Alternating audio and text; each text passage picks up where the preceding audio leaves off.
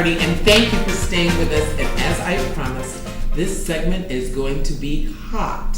So for the man that put the hot in Hot Chocolate Soul, please join me in welcoming June Archer. Thank you for being here. Now, June, you are an A&R consultant. You're a TV producer and entrepreneur. Yes. You're an author. You're a lifestyle and motivational speaker. And now you're here to talk about your new brainchild. But let's go to Hot Chocolate Soul first, because most people know you from Hot Chocolate Soul. And before you even start, let me just look into the camera and tell all my friends, please don't call me and ask me, girl, is he single? He is not single. He's married. He has 2 beautiful children. Don't call me unless you're calling me to find out how I'm doing. Linnet, how you doing? I haven't seen you. June, Hot Chocolate Soul. Yes, Hot Chocolate Soul. Hot Chocolate Soul is doing well. We are in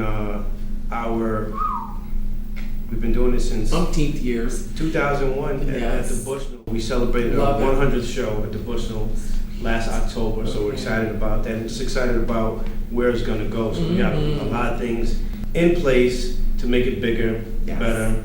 And so for folks that don't know, it draws a multicultural crowd, and it has talent from singers to actors to poets to musicians, comedians, everybody.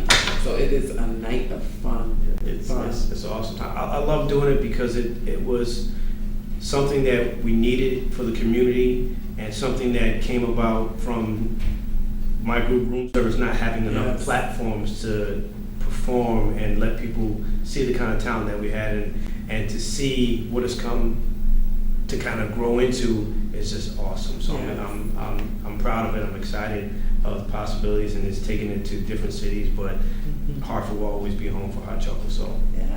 Yes, indeed. So let's talk about your book. Yes, every day can be a good day. Yes, it can. And that brings me to, I love that you do the Facebook posts every day. I do too, some inspirational, some funny you have some great things on. Thank you. I watch. I read just about I read every all day. of yours, and I like them. I'm like, oh, she's a good one. How come I didn't think of that one? Thank you. Thanks. But yours are awesome. So did this kind of drive you to write the book? What happened was, about 2 years ago, I kind of took a look at what was going on social media, from Twitter to Facebook, and I was kind of disgusted with what people were using these mediums for. Airing out dirty laundry or telling people off and telling people's business. And I thought to myself, one or two things are going to happen. Either I'm going to walk away from social media altogether, or I'm going to try to change the 5,000 people that I have access to. And I decided to write motivational, inspirational quotes because I felt as though people needed a positive word, or a motivational word, or a word of encouragement. And I started doing it, and I said, these are going to be keys to success. If you could start letting people know, like, if you do this one thing, you could be successful, not just in business, other aspects of your life. Yeah. And it took 5 people liking it, and 10 people liking it, 20, and 40, and 50, and I said to myself, wow, this is awesome. And I started getting inboxes from different people saying, that's the best do part. you mind me putting this up at work? Like, I copied it, I'm going to put it up at work, or I let my daughter read it every day before she goes to school, and I'm like, wow, this is awesome. And it wasn't until the death of 2 good friends of mine, Chris Lighty and Shakir Stewart, in the music business, that it prompted me to say, you know what, maybe I should turn this into a book of motivational, inspirational quotes, because I felt like, especially in the entertainment business, you can get into a dark place sometimes. In life, you could get into a dark place sometimes, and you never know when someone close to you, be it a family friend or a sibling or a loved one or a husband or wife, may need that word of encouragement, where 6 months or a year later, they may tell you, you know what, June, that day you called me, just told me you love me, or the day you called me to say how I was doing, I was ready to really pack it in. Exactly. And you really don't understand the impact that you may have on people if you just randomly just pick up the phone. Not text message, not Facebook, just pick up the phone or go visit and say, listen, hey, I just want to know how you're doing. I'm just coming to say hi. I didn't want nothing. Happy birthday. I mean, there's a few things every year that you can do. It's Merry Christmas, it's Happy New Year, it's Happy Birthday. So I think if we do those things, You know, I always say The love rest is of a the lifestyle. year, Everything else will exactly, be, the rest of you know, the year. every life gets in the way. So I understand it. I get it. Yes. You know, especially with married, children, or you're trying to start a business, being an entrepreneur. Like, I get it, but we have to get back to the humanistic aspect of life before technology really had taken over. Well, I love the way you touch people's lives. Some of your quotes that you've put up have really touched mine. And there's nothing better than, you know, you get the likes, you get the comments, and those are great. But as you said, it's the inbox ones where people say, you don't know what you did for me today, that you have no idea. A quick story, I went to Bank of America just the other day. A young man came up to me, do you remember me, Miss Carty? I felt a little bad because I didn't, but as soon as he started to talk and I heard the voice, I was like, sixth grade, you were my student in sixth grade. And he said, you don't know how you impacted my life by the 6 right. And I was like, what? He said, the math test, and you wrote 6 right.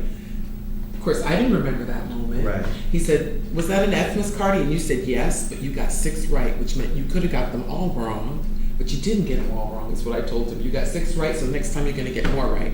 Here he is working at Bank of America. I'm thinking, I need to take my money out of the bank. No, he's an awesome kid. He's an awesome kid. He's grown up and he's done so well for himself. And he said that moment, he never forgot it.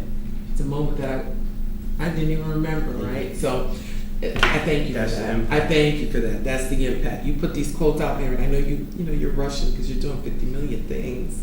So I just hope you know the impact that you're having. I appreciate it. I'm starting to learn it now. I hope you know. I'm trying to get comfortable with it because Yes. I too find myself, you know, writing it. It was going to couples therapy, celebrating our 5th anniversary, and it was speaking to this lady, and she would just say to us, okay, tell me again why you guys are here, because you guys are sitting next to each other, you guys are holding hands, like you guys are looking at one another, communicating. Usually when people get to my couch, they're on the opposite ends of the couch. They're watching the time, they're watching it, you know, they're watching, find out how much time is left, and like there is no real interaction. And we said, we were just here for a tune-up. Like, of course, you know, communication can always be better. I like that, a tune-up. Because I think it's needed. I think not in just marriage relationships, but I think friendships need tune-ups. And it was going around the 5th time, every day I would get there, she would ask me, so how are you doing? How was your week? Oh, it was good. Today was a good day. And that 5th time, she looked at my wife, she's like, is he always this happy? My wife was like, yeah, that's part of the problem. That's one of the reasons why we're here. Like, I don't know, like, I've known him to be this way, but I don't know if it's going to be something that one day just, and she looked at me, she goes, can every day be a good day? Yes. And I said, yes, every day can be a good day. Hence the name. And that's when I said, hold on, I know I can't use the phone. That is going to be the title of my book when I finish it. And I texted to myself, and from there, that was the inspiration. Oh, that's awesome. But despite everything, the moment you wake up, the day is good. Oh, yeah. Because if you Did didn't you wake blessed up, enough to wake up? If you didn't wake You're up, perpendicular with the earth, it's a good thing. it's a good thing. It's If you don't wake up, then you have nothing to complain about. Yeah, absolutely. So let's talk about your newest brainchild. Yes. 100 Men of Color. Yeah, see, all the women just sat up. They were like, 100 Men. That's got my interest. I am excited about this. 100 Men of Color came about years ago. And if you know me, I always let things sit and let them marinate. And it was recently a friend of mine who worked at the Connecticut Science Center asked me to sponsor a young man to go to the science camp. Okay. And reason being is it was not affordable to kids of color. Put it out there. And I said, you know what? Instead of one, how about we do more than one? Who is the person I need to speak to do an event? I've always had an idea to do this event, and now you give me a reason to do it. She goes, okay, I'll connect you with this individual. So I called the individual, set it up, met with the CEO of the Connecticut Science Center, and they were gung-ho from day one. And it was, how do we raise money for our young black and brown babies to attend the Science Center camp in the summer? But not only that, but to introduce them to science and mathematics at an age where it will impact their life. Absolutely, forever. That's where America's going, where technology is. And if they're not learning it at that age, they're getting beat right from the starting blocks. And it was important to me to do an event, not only to raise money for these young men of color, but also to recognize the men of color who've come before them. And the men of color in the community and the impact that they've had, but also kind of rewarding them for being role models and examples of what men should be. It's not just men of color, but just what men should be. And I said, you know what? Why just do it for Hartford? Why not do it for the state? Because I felt like we should impact the whole state. Because I get tired of people saying, oh, well, guess what happened in the North End? Guess what happened in the South End? Like, somebody got shot. This happened. And I, too, myself say, oh, there they go again. Here we go. It's another hot summer. And I am tired of saying that. I'm tired of hearing it. So let's try to change it. Let's have an event. Let's have a black tie gala, because we don't have enough of them. That we all have to find a reason to dress up. Yeah, so when's the event?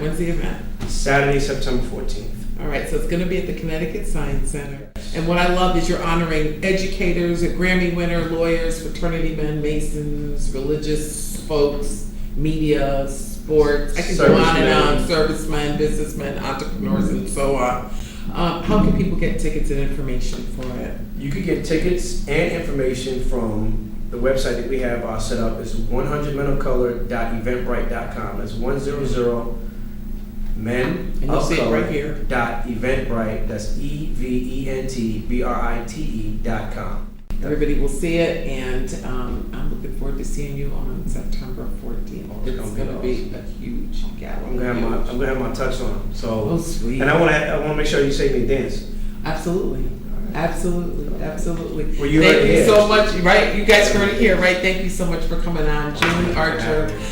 You guys, thank you for watching. I want to give a shout out to my crew. Thank you so much for our director, Carty, and for the help of Armando and Miguel Vasquez and our intern, Taylor Japanese. Thank you so much for watching. Remember,